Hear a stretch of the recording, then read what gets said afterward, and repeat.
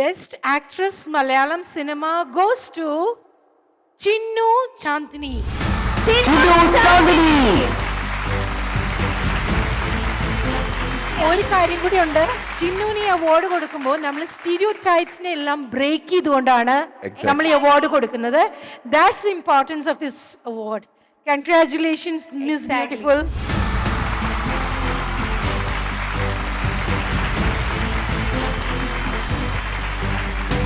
അപ്പോൾ Chinnu Shanthini best actress അവാർഡാണ് കയ്യിൽ കിട്ടിയിരിക്കുന്നത്. സോ എന്താ തോന്നുന്നത്? I am very happy obviously. ശരിക്കും കഴിഞ്ഞ ഒരു 6-7 മന്ത്സിൽ എനിക്കങ്ങനെ പ്രത്യേകിച്ച് പടമൊന്നും റിലീസായിട്ടില്ല. ഞാൻ 2-3 മൂവീസ് ഷൂട്ട് ചെയ്തു. പക്ഷേ ഒരു 12ഓളം അവാർഡ് എനിക്ക് കഴിഞ്ഞ ഈ കാലയളവിൽ കിട്ടിയിട്ടുണ്ട്.